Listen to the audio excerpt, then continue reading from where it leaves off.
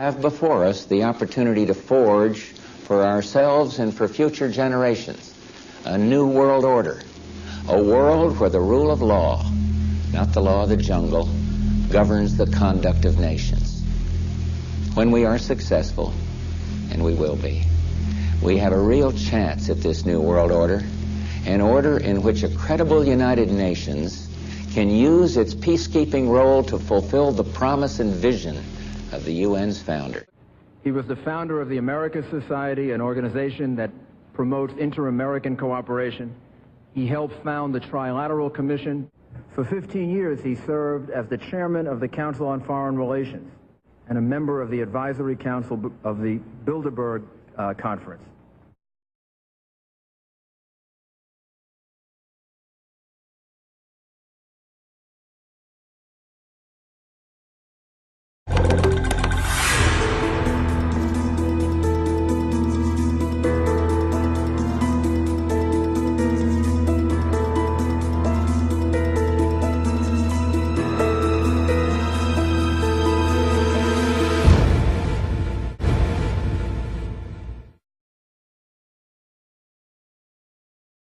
In his 1964 book, With No Apologies, Senator Barry Goldwater said, "The Trilateral Commission is intended to be the vehicle for multinational consolidation of the commercial and banking interest by seizing control of the political government of the United States. The Trilateral Commission represents a skillful, coordinated effort to seize control and consolidate the four centers of power: political, monetary, intellectual, and ecclesiastical. What the Trilateral Commission intends is to create a worldwide economic power superior to the political governments of the nation-states involved. As managers and creators of the system, they will rule the future." The Trilateral Commission takes the Bilderberg Group agenda and executes it through regional roundtable groups throughout Europe, Asia, and the Americas. The Council on Foreign Relations serves as the managing roundtable group in the United States sector. The Council on Foreign Relations has dominated every administration since the days of FDR. Secretary of State Hillary Clinton is a Bilderberg and CFR member. She is also married to Trilateral Commission member William Jefferson Clinton. And after 1989, President Bush said, and it's a phrase that I often use myself, that we needed a new world order. The World Federalist Association, or WFA, is one of the largest organizations that openly promote world government. Periodically, the WFA extends a Global Governance Award to a prominent individual pushing for the same goal. Former CBS anchorman Walter Cronkite was among the recipients of the WFA award. In a closed-circuit hookup, Hillary Clinton congratulated Cronkite. "For decades you told us the way it is, but tonight we honor you for fighting for the way it could be." In 1993, the WFA honored an editor for Time magazine for an essay he had written entitled, "The Birth of the Global Nation." "Nationhood as we know it will be obsolete. All states will recognize a single global authority." After receiving the award, the editor, Strobe Talbot, was appointed Deputy Secretary of State in the Clinton administration. The Council on Foreign Relations, known as the CFR, could not contain their glee on September 12th, the day after the tragic attack. They announced their New World Order. There is a chance for the President of the United States to use this disaster to carry out what his father, a phrase his father used, I think, only once, and hasn't been used since, and that is a New World Order. Now we can see a new world coming into view. A world in which there is the very real prospect of a new world order. In the words of Winston Churchill, a world order in which the principles of justice and fair play protect the weak against the strong. A world where the United Nations, freed from Cold War stalemate, is poised to fulfill the historic vision of its founders. Even the New World Order cannot guarantee an era of perpetual peace, but enduring peace must be our mission. Our success in the Gulf will shape not only the New World Order we seek, but our mission here at home. Are we at one of those moments in history in which there is the necessity for a new world order? There's a need for a new world order. Henry Kissinger, former Secretary of State, we began, as I said, this series of conversations with former secretaries of state, with people from not just the United States, but other countries, talking about this new world order and where we go from here.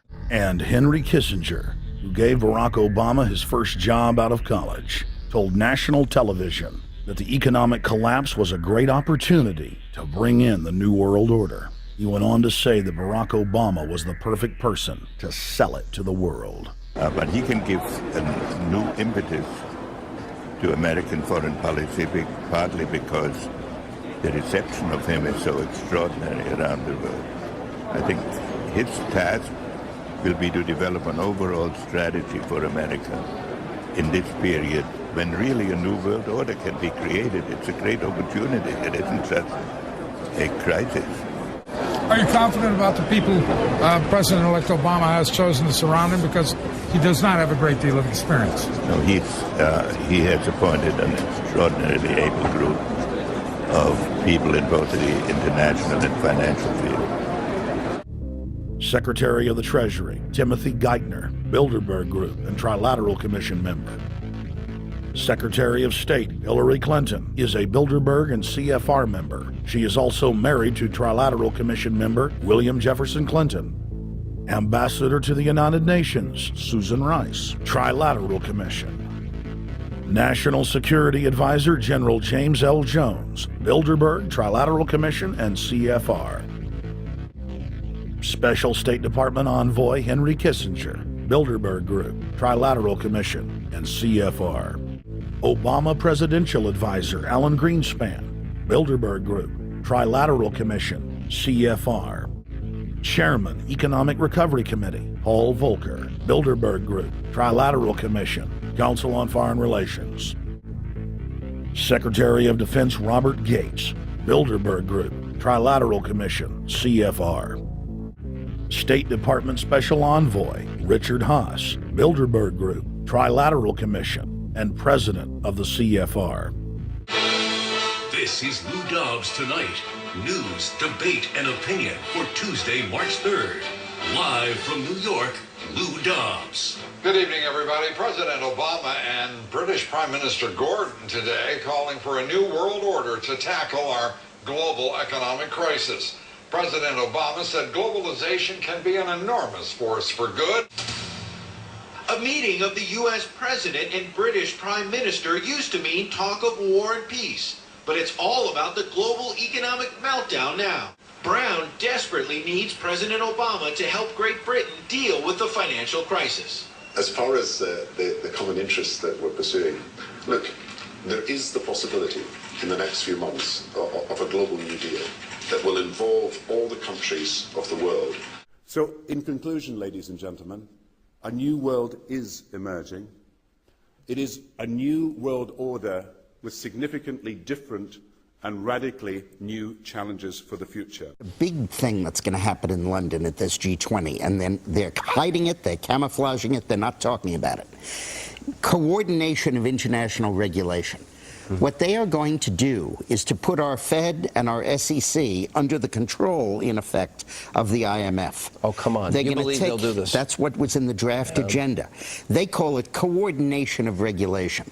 What it really is putting the American economy under international regulation. Yeah. And those people who have been yelling, oh, the UN's going to take over global Conspiracy government. theorists. They've been crazy, but now they're right. Yeah, well, when It's happening. When Geithner said he would be open to the idea of a global currency last week, those conspiracy people had said and suggested that for years. Right. You're not wrong. You're not wrong. And you know, it's what they always do at these conferences is they have the center show is here, and the side show they don't want you to pay attention to. Right. The center show is the size of the stimulus packages. The real show is international regulation of the financial institutions, which is going to happen under the IMF control. And remember, the IMF is run by Europeans, the World Bank by Americans. DickMorris.com.